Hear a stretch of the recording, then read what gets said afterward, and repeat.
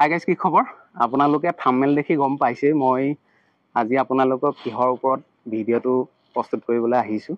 নিশ্চয় গম পাইছে। মই বৰ্তমান উপস্থিত আছোঁ নেমুগুৰি পটীয়া গাঁও। এতিয়া বৰ্তমান মোৰ লগত আছে আমাৰ শিৱসাগৰ কলেজৰ গাৰ্লছ কলেজৰ কি আছিল অধ্যাপিকা ডক্টৰ ৰাজশ্ৰী ফুকন। নমস্কাৰ বাইদেউ। নমস্কাৰ। কেনেকুৱা, ভালে আছে? ভাল। হয় হয়। কিবা ল'ম বুলি আহিছেনে? একচুৱেলি মই এই প্ৰাৰম্ভৰ কথা ছ'চিয়েল মিডিয়াত পাইছিলোঁ আৰু তেতিয়াৰ পৰা মই ইয়াত অহাৰ এটা ইচ্ছা আছিলে আৰু আজি অলপ সময় উলিয়াই মই আহিছোঁ আৰু সকলোখিনি বস্তু মোৰ বহুত ভাল লাগিছে। চাওঁ আৰু কেনেকে কি হয়, ল'ম বুলিতো আহিছোৱে। লোৱা হ'লনে? এতিয়া মই চাইছোঁ, বহুত কেইটা বস্তু মই পচন্দ কৰিছোঁ অলৰেডি, গতিকে নিশ্চয় ল'ম। মানে আপুনি এনেকুৱা ধৰণৰ বস্তুৰ প্ৰতি খুব আগ্ৰহী নে? খুব মানে ভাল পায় নে? মই ভাল পাওঁ। হয়, মই হস্তনিৰ্মিত সকলো ধৰণৰ বস্তু মই বহুত ভাল পাওঁ আৰু মই ইয়াত আহি মোৰ সঁচাকৈয়ে তাৰমানে প্ৰতিটো বস্তু ইমান ভাল লাগিছে। গতিকে এনেইতো সকলোখিনিয়ে লৈ যাম নিচিনা লাগে, তথাপিও বহুত কেইটা বস্তু মই পচন্দ কৰিছোঁ আৰু ল'ম। হয়, আমাৰ উঠি অহা নতুন প্ৰজন্মসকলে এই বস্তুবোৰৰ ওপৰত দেখি এটা মানে হেৰি ল'ব পাৰে যে আমিও কৰিব পাৰিম। চেষ্টাৰ অসাধ্য একো নাই, যত্ন কৰিলে ৰত্ন পায়। আৰু যেনেকে দাদাইও এই কামখিনি কৰি উলিয়াইছে, আমাৰ অসমত বহুত নিবনুৱা আছে, নহয় জানো? নিবনুৱাসকলে ঘৰতে চাকৰি নে পঢ়িলেই যে চাকৰি কৰিব তেনেকুৱা কথা নহয় ন। যে এনেকুৱা এটা কাম কৰিব পাৰে, এইটো খুব ভাল পদক্ষেপ।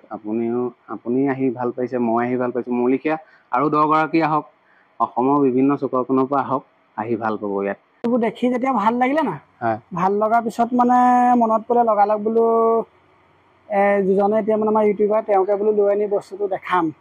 তেওঁ আহিলে আৰু মোৰ কথাত লাগি, খালি সোনকালে আহিব নোৱাৰিলে। উপস্থিত হলোহি প্ৰাৰম্ভ। এয়া আপোনালোকে নিশ্চয় দেখিছে প্ৰাৰম্ভ। আৰু এই প্ৰাৰম্ভখনৰ দাদা পংকজ দা মোৰ লগত আছে। দাদা নমস্কাৰ। নমস্কাৰ। ভালে আছে? ভালে আছো।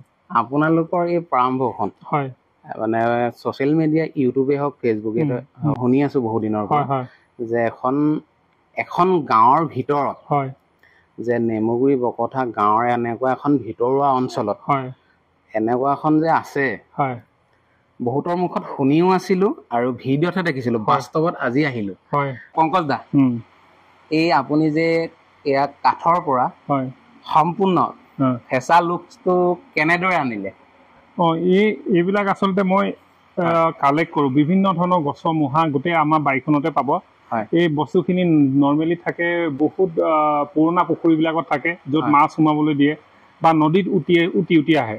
তো এইবিলাকৰ পৰা যদি আমি কিবা এটা বস্তু বনাওঁ, স্কাল্পচাৰ বা কিবা আমাৰ দৈনন্দিন ব্যৱহাৰ হোৱা ডাইনিং টেবুল, চোফা, এইবিলাকৰ ডিউৰেবিলিটি মানে ইয়াৰ যিটো মানে দিন যাব, সেইটো বহুত দিন যায়। কাৰণ যিখিনি বেয়া বস্তু থাকে কাঠটোত, সেইখিনিত খাই মানে গোটেই বস্তুখিনি আঁতৰাই পেলাই যিটো মেইন হাৰ্ডিটো থাকে, সেই বস্তুটোৱেদি এই কাঠবিলাক পোৱা যায়। আৰু ইয়াক আমি বিভিন্ন ধৰণৰ যিটো শ্বেপত বস্তুটো থাকে, সেই বস্তুটো আমি অনুসৰণ কৰোঁ বা ষ্টাডি কৰোঁ, এই কাঠটোৰ পৰা কেনেকুৱা এটা ৰূপ ল'ব পাৰে। আৰু তেনেকৈ হয়তো এদিনত নোলাবও পাৰে, বহুত দিন লাগে বস্তুটো উলিয়াবলৈ। আৰু এটা দূৰৰ পৰা চাই থাকোঁতে এদিন মোৰ অনুভৱ হ'ল যে এইটো এটা ফেঁচাৰ দৰে দেখিবলৈ হয়। তো ইয়াত মই অলপ কিবা কিবি কৰিলোঁ, বাকী গোটেইখিনি বস্তু নেচাৰেলি যি আছিলে সেইটোকে আছে। উদাহৰণস্বৰূপে মই এনে কাঠ কি কাঠ হ'ব পাৰে? এইটো কাঠটো এনেই অনুমানিক আজাৰ কাঠ হ'ব বুলি আমি ধাৰণা কৰিছোঁ, আজাৰ বা সোণাৰু, কিন্তু চিয়ৰ নহয়, কিয়নো গোটেই কাঠটো কলা হৈ গৈছে। আৰু এটা কথা, মানে এইটো কিমান মান দিনত হৈছে মানে সম্পূৰ্ণ কমপ্লিট কাম? এইটো কামটো বেছি দিন হোৱা নাই, মাত্ৰ 3-4 দিনতে এই কামটো সম্পূৰ্ণ হ'ল। কাৰণ এইটো নেচাৰেলি গোটেইখিনি বস্তু এইটো ফুফুলা দেখিছে, হলো হয়। তো এই ভাবোঁতে বা চিন্তা কৰোঁতে অলপ সময় লাগিলে বস্তুটো কি ৰূপ দিয়া যাব ইয়াত। যেতিয়া আপুনি পাইছিলে প্ৰথম, তেতিয়াতো ফেঁচাৰ আকৃতি নাছিলে। মানে মনলৈ আহিলে যে এই বস্তুটো ফেঁচালে আকৃতি দিলে দেখিবলৈ খুব শুৱনি লাগিব। বহু ধৰণৰ কটাৰী দেখিবলৈ পোৱা গৈছে। এইবিলাক আমাৰ যিখিনি নৰ্থ ইষ্টত মানে ৱেপনছ ব্যৱহাৰ কৰা হৈছিলে পুৰণা দিনত, গোটেইকেইখন ৰাজ্য যেনেকৈ অসম, নাগালেণ্ড, মিজোৰাম, তেওঁলোকৰ এটা সৰু সৰু মানে ষ্টাডি কৰাহে হৈছে। মানে এইবিলাক সম্বলবিলাক ইণ্টাৰনেটৰ পৰা অলপ ৰিচাৰ্চ কৰি কেনেকুৱা ধৰণৰ আছিলে সেইবিলাক বনোৱা হৈছে। এখন হৈছে মিৰৰ ধৰক পুৰণা কাঠেদি বনোৱা। এইবিলাক আমাৰ নৰ্থ ইষ্টৰ যিখিনি ট্ৰাইব আছে, গোটেই নাগালেণ্ড, মণিপুৰ, মিজোৰামকে ধৰি, তেওঁলোকৰ বাঁহৰ এইখিনি মাস্ক হয়, সেইবিলাক বান্দৰৰ মুখা। ৰিচেণ্টলি এইটো এটা কাম কৰিলোঁ বানপানীৰ সময়ত, এজনী মাইকী মানুহ হয়, এইটো এটা সম্পূৰ্ণ নেচাৰেল স্কাল্পচাৰ হয়। ও মাই গড, বহুত ধুনীয়া লাগিছে, বহুত বহুত ভাবিব নোৱাৰা আৰু বুজাব নোৱাৰা ধুনীয়া লাগিছে। এনেকুৱা ৰ'ব এইবিধ এই মানে এগৰাকী মহিলাক যেতিয়া আপুনি এটা ৰূপ তুলিছে, এই ৰূপটো ইমান পাৰফেক্ট কেনেকে তুলিব পাৰিছে? মই আচলতে এজন ভাস্কৰ্য শিল্পী বুলি ক'ব নিবিচাৰোঁ। মই ভাস্কৰ্য বিভাগত গ্ৰেজুৱেশ্যন কৰা Guwahati Gov College of Art and ক্ৰাফ্টৰ পৰা। তেতিয়া আমাক ভাস্কৰ্য শিকাইছিলে, কেনেদৰে ভাস্কৰ্যবিলাক অধ্যয়ন কৰিব লাগে, চাব লাগে বা কাৰ্ভিং কৰিব লাগে। সেই বেছিক শিক্ষাখিনি মই লৈছিলোঁ, সেইটোৰ বিভাগতে মই কৈছোঁ। এতিয়া আকৌ বহুত বছৰ চাকৰি কৰাৰ পাছত মই আহি এইবিলাক কামত ধৰিছোঁহি। হয় হয়। আৰু আপোনাৰ ইয়াত মই যদি সম্পূৰ্ণভাৱে দেখাওঁ, গোটেইখন এ পৰা জেডলৈ দেখাওঁ, এই ভিডিঅ'টো প্ৰায় এঘণ্টামানৰ হ'ব। আমি সৰু সৰুকে থুলমূলকে খুব কম ক্লিপত ভিডিঅ'টো সম্পূৰ্ণ কৰিবলৈ চেষ্টা কৰোঁ। আৰু এইফালে দেখিছোঁ বৰ ধুনীয়া ধুনীয়া ঘৰ, এইবোৰ চব আপুনিয়ে হেৰি কৰা ন? হয় হয়। এখন ডাইনিং, এখন মানে কফি টেবুল ডাইনিং বা সৰু বাৰান্দাত বহি চাহ কফি খাবৰ কাৰণে। হয়। আৰু এইটো এটা ঘড়ী হয়। ঘড়ীটো এতিয়া পেকিং কৰি থোৱা আছে। এইটো ঘড়ী ইয়াতে কাটাটো আছে। চুইমাৰ, এইখিনিও সেই উটি অহা সৰু সৰু নদীত উটি অহা কাঠৰ টুকুৰা। এই কাঠৰ টুকুৰাখিনি আনিছিলোঁ আমি এবাৰ কাম কৰিব গৈছিলোঁ তেজপুৰত। তাত নদী এখন আছে, জীয়া ভৰলী নদী। তাত বিভিন্ন ধৰণৰ এনেকুৱা কাঠবিলাক উটি আহে, সেই তাৰ পৰা কালেক্ট কৰিছিলোঁ। আৰু এইফালে এইটো এটা ফিনিক্স বুলি নাম দিছোঁ ইয়াক আমি। এজনী চৰাই হয় ফিনিক্স, এটা মল আছে। আচলতে ফিনিক্স আমাৰ অসমত পোৱা যায়? নাযায়। এইটো এটা সেই যিটো কাঠ টুকুৰাক লৈ আমি বহুত দিন ষ্টাডি কৰিলোঁ, এইটো কেনেকুৱা ধৰণৰ বস্তুটো হ'ব পাৰে। হয় হয়, ফিনিক্স। ৱাও, এইজোপা মানে গছৰ শিপা মানে শিপাৰ পৰা ন? এইবিলাক শিৱদৌল হয়। তাৰপিছত এইবিলাক আমি গাঁৱৰ মানুহৰ হতুৱাই বনাওঁ, যিবিলাক গোঁঠাবিলাক বস্তুবিলাক। এইবিলাক বাঁহত আগতে আমি সৰুৰ পৰা আমি দেখি আহিছোঁ। আমাৰ ওচৰে পাজৰে পাচি বুলি কয়, আৰু ইয়াক এতিয়া আমি বাস্কেটলৈ বা এটা হেৰিলৈ ৰূপান্তৰিত কৰিছোঁ। এইখিনি বস্তু লগাই দিলে আমি এইখিনিতে প্ৰডাক্ট আমি ডাইনিং টেবুলত থ'ব পাৰোঁ বা বাহিৰত আমি চেল কৰিব পাৰোঁ। আৰু এই নাঙল, ঢোল, পেঁপা, জাপি, ONGC কাৰণে আমি মমেণ্ট বনাইছিলোঁ বিহুৰ সময়ত। হয়, উট পক্ষী। আৰু এইফালে ঘোঁৰা এটা আকৃতি। আৰু এই কামটো কৰা আপোনাৰ কিমান দিন হ'ল?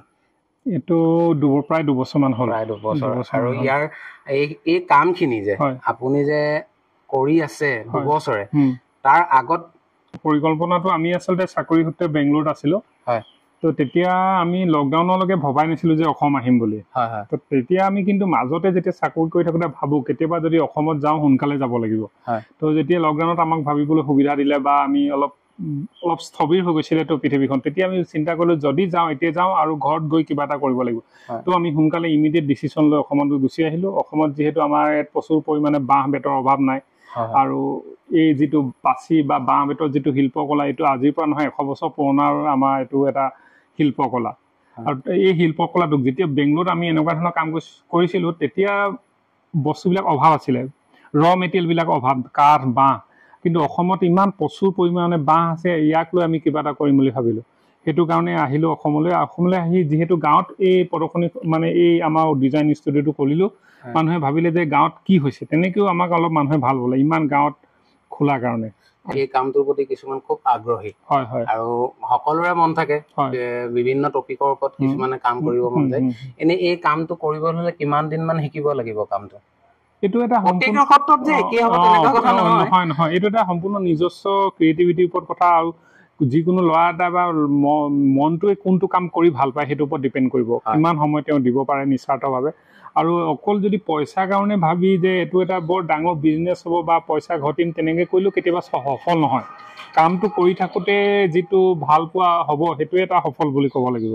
আৰু এটা কথা এনে আপুনি এই কামটো কৰোতে কিমান দিন লাগিলে মানে এতিয়া কাম কৰা 2 বছৰ হ'ল আৰু যিটো কাম যোনে ভাল পায় সেই কামটো কৰিলে সাকসেস হ'ব আৰু কিছুমান চাগে 2 দিন যিবিলাক বেছি স্মাৰ্ট হয় তেওঁলোকক অলপ কম সময় লাগিব আৰু কিছুমান অকমান স্লোলি যাব এইটো মানুহজনৰ ওপৰত ডিপেন্ড কৰিব ভিডিঅ'টো আপোনালোকে কোন কোন জায়গাৰ পৰা চাই আছে প্লিজ কমেন্ট এটা কৰি দিব আৰু যিমান পাৰে শেয়াৰ কৰিব লাইক কমেন্ট আৰু কষ্ট কৰি আহি আমাক যিখিনি অনুপ্ৰাণিত কৰিলে তাৰ বাবে বহুত বহুত ধন্যবাদ জয় অসম জয় অসম